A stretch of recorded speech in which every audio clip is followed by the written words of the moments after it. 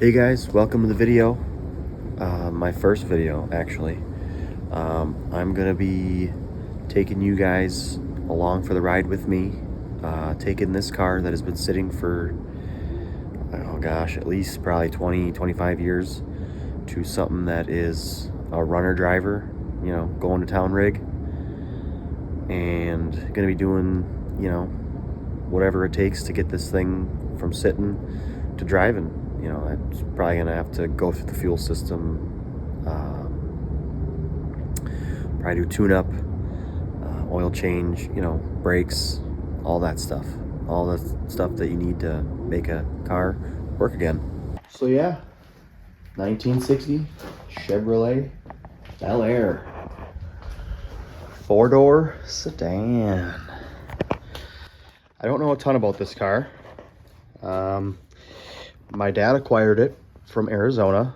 By the looks of the car, it's spent the majority of its life in Arizona.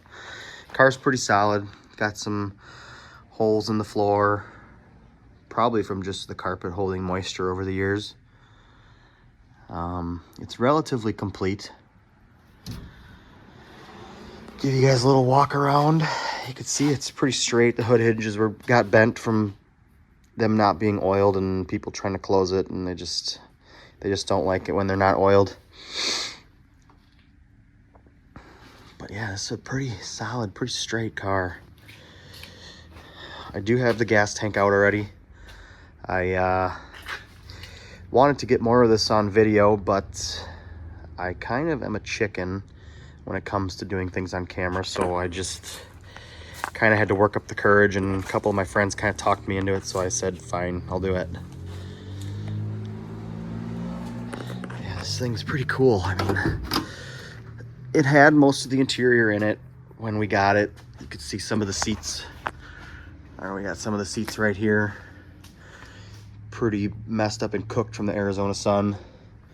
Got I believe this is the rear back of the seat. But yeah, kind of cool. Nothing too wild.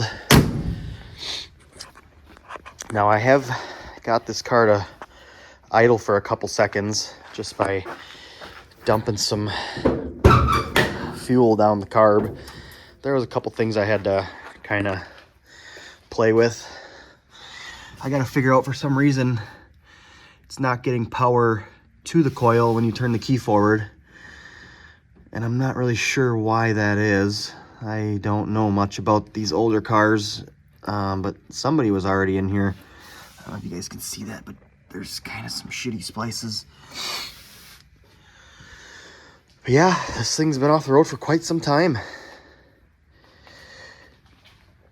The only thing I can find is that there's I don't know if you guys will be able to see this, but there's what's left of a sticker. It says Missouri, and if I catch just the right light with me looking at it, I don't know if you guys will be able to see it, it says 1969. So I definitely think it was still on the road quite some time after that. But here we have the original gas tank. I had to take it out, number one, to flush all the old junk out of it. I actually found a dead mouse in the thing. But as you can see, this thing is super solid. I mean, this is the original fuel tank. And there also was, on the back side here, there was a hole. And it looks like my dad had it welded, but geez, that looks pretty awful. Hopefully it seals. Yikes. Anyway, you can still see some of the original marking. I don't know if you guys can see, but there's some paint markings there. And then there's some other markings there. Kind of neat.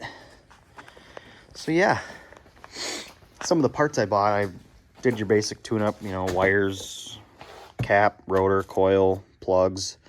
Got a new fuel pump because that's probably shot.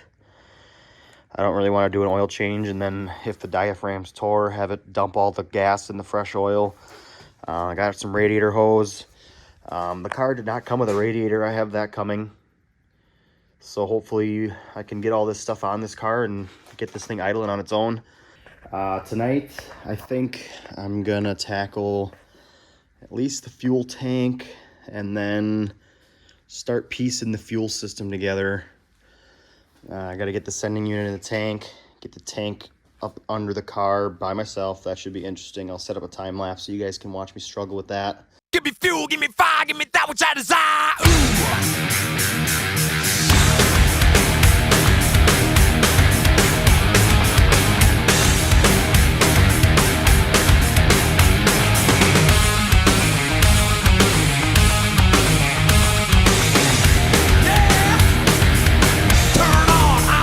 Once that's done, probably try to get the fuel pump in there. That's gotta be over here. Place that one there. Hopefully they're the same. I ordered it based on what Rock Auto said, but it's usually wrong, so I guess we'll see. And then once the fuel system's done, I'm gonna try for the ignition system and see if that carb needs a rebuild. I'm guessing it's gonna. I ordered a rebuild kit just because they aren't available readily, so I figured I'd have one ordered in. And then, yeah, hopefully hear this thing idle on its own for the first time. Guess we'll see. All right, guys, so we're under here underneath the car. Just gonna try and show you what I had to do. Really not much. This thing's pretty simple. All I gotta do, there's one wire that plugs in right there. And then there's another wire right, oh, here we go, right here. It looks like a ground wire. And then as you can see, I put a new fuel line on. Not too difficult. I see that wet spot right here. I blew the fuel line out, and apparently there was still fuel in it because it coated everything, and now everything smells like varnish under here. And it's making me nauseous. Fun stuff. All right, so next we're gonna put the fuel pump in. Got the new one right here. Here's the old one. This thing is crusty. Like, look at all that stuff. Just years of caked on shit. Yum. So let's get this thing apart. Got the old fuel pump out. Here it is next to the new one. They're quite a bit different on the outside, but I think, I mean, you look at the mechanical bit of it, that's really, I think, all that matters, and that looks to be the same. So yeah, I think it should be fine. Look, just look at the crust on this, though. Wow. It makes me wonder how many miles are on this car. The dash says 72,000, but I wonder if that's 172,000. 272,000?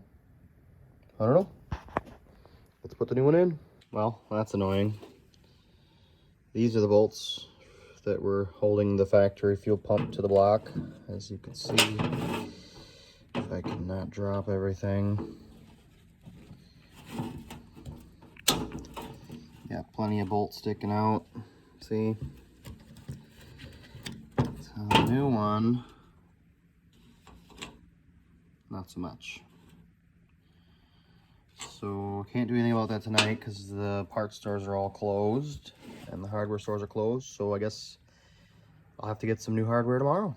So I thought I was gonna have to run to the hardware store, but after thinking about it, I remembered that the good old supercharged 3800s over there, a lot of the bolts actually are standard thread pitch.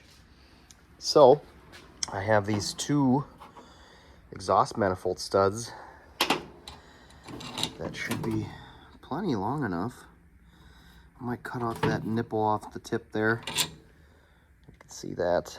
So it's not too long. I know the cam's right behind there, so I don't want it to be too long and hit the cam and cause some damage. So I'm gonna grind those off and make these work. So yeah, got the bolts ground down. I already checked to make sure they thread in nice. I tried to chamfer and bevel the threads as best I could. Got the new pump greased up so that way nobody yells at me, because according to the instructions, that's what I'm supposed to do.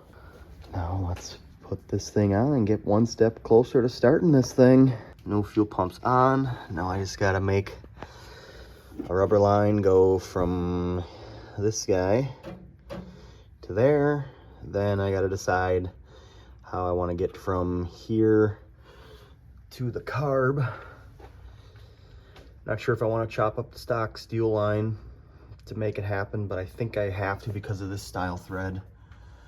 Mainly because I want to put a inline filter in the stock line solid steel. Oh yeah, check that out. Fuel system complete. Dope. I don't know if this is gonna stay like this forever. I just mainly did this so I could get this fuel filter in here because I want to see, make sure fuel's coming through here. See what kind of debris we're getting through here. Let's, I guess, move on to the ignition system and get all this stuff swapped out. So I got all 6 spark plugs out. They don't look that great, honestly. Kind of makes me a little nervous. Some of them pretty awful. Like that. It's kind of terrible, but whatever. And go brand new AC Delcos, gapped at 35 thousandths, what I read online. Another thing I thought was kind of cool about these old plugs, the brand is Wizard Standard. I've never heard of that before. It's kind of cool. Made in the old US of A. Battery's hooked up. Fuel system is plumbed. Plugs and wires are done. Oh shoot, I gotta put power to the coil. I forgot about that. Until I actually figure out what the heck that is wrong there. How am I gonna do this here? Oh yeah, I'm not sure if that's good, but it's something, right? Okay. Okay. That's neutral. Check that out, dome light still works. Neat. All right, I guess, oh yeah, let's pour some fuel down the yap. That's probably way too much. All right, I guess let's see what happens here. Whoop, okay, well, got some lights. That's kind of cool.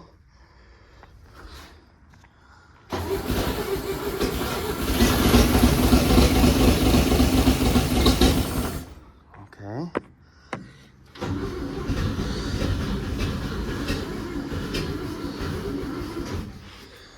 Okay, it went for a little bit. Probably burnt all of what was. All right, well, we got fuel in the filter, so there must be fuel in the carb.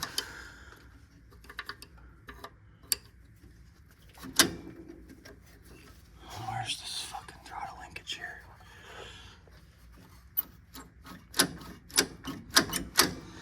All right, well, I guess let's pour some more in the thing and see if we can get her to go. Whoops. 2 shots of vodka.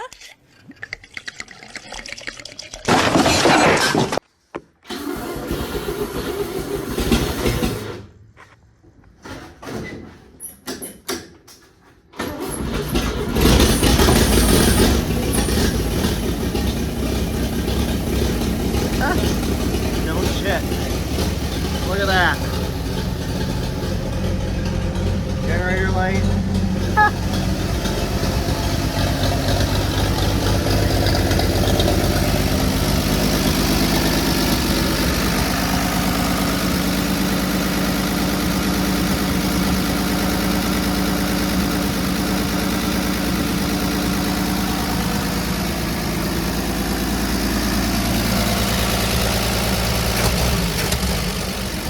Didn't like that. No shit.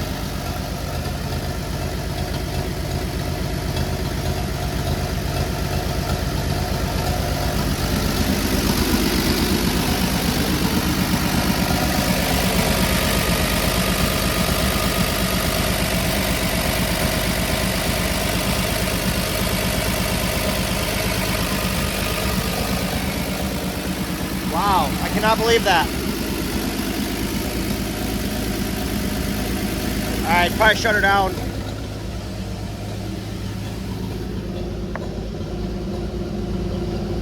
Oh, well, yeah, okay. I forgot I got power to the coil.